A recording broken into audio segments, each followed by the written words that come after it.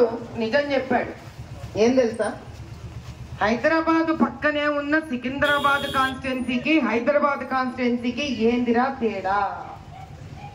మన దగ్గర 13 నుంచి 16 బస్ స్టాప్లే ఉన్నాయంట. అవి కూడా భయంకరమైన పరిస్థితిలో ఉన్నాయి. అదే సికింద్రాబాద్ దగ్గర 700 చిల్లర బస్ స్టాప్లు ఉన్నాయి వాళ్ళకి. అందులో కొన్ని ఎయిర్ కండిషన్లు కూడా ఉన్నాయి. మన దగ్గర 19 ప్లే గ్రౌండ్లు మాత్రమే ఉన్నాయి. అదే సికింద్రాబాద్లో 500 చిల్లర ప్లే గ్రౌండ్లు ఉన్నాయి. మన దగ్గర 27 పార్కులు ఉన్నాయి, పెద్దవాళ్ళు తిరిగి అట్లా రౌండ్లు కొట్టడానికి. అదే సికింద్రాబాద్లో 650 పార్కులు ఉన్నాయి. ఇలా 40 ఏళ్ల నుంచి హైదరాబాద్ లోక్సభ పార్లమెంటుని ముక్కలు కింద నవిలి రక్తం తాగి వాళ్ళ జోబులు నింపుకున్నారు. ఏఎంఐఎం వాళ్ళు, బిఆర్ఎస్ వాళ్ళు, కాంగ్రెస్ వాళ్ళు, ఇప్పుడు ఎంబీటీ కూడా కలిసిపోయింది వాళ్ళతో కలిసి. దీన్ని బట్టి మనకు తెలియాల్సింది ఏంటంటే, ఈ నలుగురు ఈసారి కలిసిపోయిన తర్వాత మన జీవితాలను బాగుపరిచే శక్తి కమలం పువ్వుకి మాత్రమే ఉంది. ఈ నలుగురు దుష్ట చతుష్టయం, నలుగురు దుష్టులు, దుర్యోధన, దుశ్శాసన, శకుని, కర్ణ, ఈ నలుగురు దుష్టులు ఏ రకంగా అయితే కలిసినారో అట్లా బిఆర్ఎస్, కాంగ్రెస్, ఎంఐఎం, ఎంబీటీ నాలుగు దుష్ట శక్తులు కలిశాయి. ఈసారి మనము మోదీ గారి ఆధ్వర్యంలో కమలం పువ్వుని కనుక ఎంచుకోకపోతే జీవితంలో వీళ్లను మళ్ళీ మనము ఎప్పుడూ కూడా పికిలించడానికి ఆలోచించవలసి వచ్చిన సమయం వస్తుంది. ఈసారి 2 విడతలలో 2 టర్మ్స్ లో మోదీ గారు ఎన్నో యోజనాలను తీసుకొచ్చినా కూడా ఆ యోజనాలు ఇక్కడ దాకా తీసుకొని రాలేదు. వీళ్ళ దుర్మార్గం ఎంత భయంకరంగా ఉంది అని అంటే, సగం దూరం రోడ్లు వేస్తారు, సగం వెయ్యరు రోడ్లు. వీళ్ళు సగం డ్రైనేజీలు క్లీన్ చేస్తారు, సగం డ్రైనేజీలు క్లీన్ చెయ్యరు. క్లీన్ చేసిన డ్రైనేజ్ కష్టపడితే తీసుకెళ్లి రోడ్డు పక్కన డ్రైనేజ్ మ్యాన్ హోల్ పక్కనే పెట్టేస్తారు ఆ చెత్తని. వర్షం వస్తే మళ్ళీ అది అందులోనే పడిపోతుంది. తాగే మంచినీళ్ళల్లో డ్రైనేజ్ నీళ్లు కలుస్తున్నాయి. నేను ప్రతిరోజు పాదయాత్ర చేస్తూనే ఉన్నాను. ఆ పాదయాత్రలో భయంకరమైన పరిస్థితి. త్రాగడానికి మంచినీళ్లు లేవు, రోడ్లు సరిగ్గా లేవు, డ్రైనేజ్ ఓవర్ఫ్లో అవుతున్నాయి. ఆ ఓవర్ఫ్లో అయిన డ్రైనేజ్ ఎంతకాలం అవుతుంటుందో ఎవ్వడికే తెలియదు. చెప్పుకోవడానికి మాల్స్ లేవు ఇక్కడ, మంచి సినిమా థియేటర్లు లేవు ఇక్కడ, పిల్లలు ఆడుకోవడానికి ఒక మంచి స్పోర్ట్స్ సెంటర్స్ లేవు ఇక్కడ, ఒక యూనివర్సిటీ లేదు ఇక్కడ, ఒక ఐటీ కంపెనీ లేదు ఇక్కడ. ఎందుకు ఇంక ఇటువంటి జీవితం? వీళ్ళు బక్బోర్డ్ ల్యాండ్లు తినేస్తారు, వీళ్ళు మస్జిద్లను విరగొడతారు, వీళ్ళు ఎంత అరాచకానికైనా దిగుతారు. ये लोग ना मुसलमान के लिए है या ना हिंदू के लिए है, खुद के कौम के औरत के आंसू के लिए भी कदर नहीं है ये लोगों को. इंस्टेंट ट्रिपल तलाक निकालने पर भी मोदी भाई हंसे नहीं.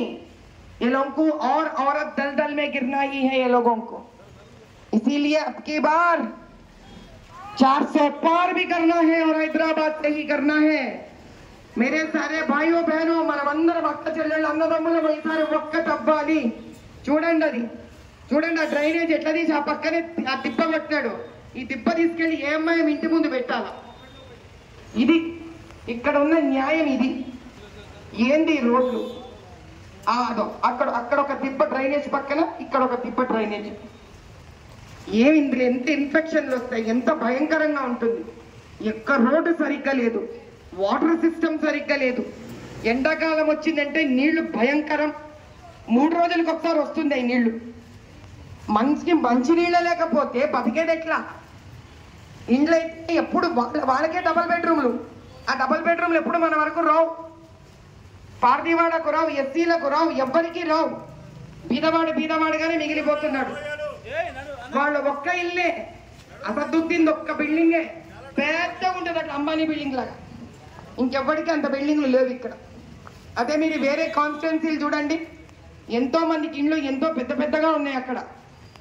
ఒక మనిషి 21వ శతాబ్దంలో హైదరాబాద్ లాంటి ఒక నగరంలో ఉంటుంటే, రాజధానిలో ఉంటే ఎంత అద్భుతంగా ఉండాలి వాళ్ళ జీవన విధానం. చెప్పుకోవడానికి ఒక మంచి మాల్ లేదు ఇక్కడ. అది ఎన్ని మలేషియా కాదు, సింగపూర్ కాదు, మీరు కనీసం వియత్నాం వెళ్తే కూడా అక్కడ మాల్స్ ఉంటాయి, ఫిలిప్పీన్స్ కి వెళ్తే మాల్స్ ఉంటాయి. ఫిలిప్పీన్ దేశంలో వాళ్ళు చిన్న చిన్న ఉద్యోగాలకు బయటకు వెళ్తారు. అలాంటి ఫిలిప్పీన్స్ దేశంలో కూడా కనీసం 10-12 మాల్లు సిటీ సెంటర్ లో ఉన్నాయి. కానీ ఇది ఎంత భయంకరం అంటే ఇక్కడ మాల్స్ ఉండవు, ఏమీ ఉండదు. అంటే ఇక్కడ వాళ్ళు మనుషులు గారా? వీళ్ళకి జీవన విధానంలో అభివృద్ధి వద్దా వీళ్ళకి? ఇలా వీళ్ళకి కనుక అప్పచెప్పితే రక్తం తాగడానికి కూడా వెనకాడరు వీళ్ళు. ఈసారి మనమందరం ఒక్కటవ్వాలి. కాంగ్రెస్, బీఆర్ఎస్, ఎంబీటీ, ఏఎంఐఎం ఒకటైపోయాయి. ఈసారి ఆలోచించుకోవాలి. 13వ తారీఖు మే 13వ తారీఖు అమ్మ అందరూ బయటకు రావాలి. కమలం పువ్వు గుర్తుకి ఓటు వేయాలి. ఈసారి మనం నెగ్గుకోవాలి. దిగ్విజయంగా మన మనిషిని పార్లమెంటులో కూర్చోబెట్టాలి. మోదీ సర్కార్లో ఇస్తున్న ప్రతి లోను తెచ్చి ఇక్కడ వాడుకోవాలి. మనం ఇన్ని ఏళ్ళు ఇప్పుడు మళ్ళీ ఇంకో డ్రైనేజ్ కుప్ప. మనుషులు ఉండాల్సిన విధి విధానమేనా ఇది? అసలు జిహెచ్ఎంసీ వాళ్ళని తీసుకొచ్చి కూర్చోబెట్టాలి దీని ముందు. ఫస్ట్ కాంగ్రెస్ వాళ్ళని తెచ్చి దీని ముందు కుర్చీ వేసి కూర్చోబెట్టాలి. దాని వాసన అప్పుడు కానీ అర్థం కాదు వాళ్ళకి. భయంకరం, ఎంత భయంకరం. వాగ్దానాలు చేస్తారు, ఒక్క వాగ్దానం పాటించారు. అంటే అసలు వీళ్ళకి సమాధానం చెప్పాలంటే ఒక్క ఓటమ్మ. మే 13వ తారీఖు అందరూ కలిసి ఆ ఒక్క ఓటు కమలం గుర్తును గుర్తుంచుకో.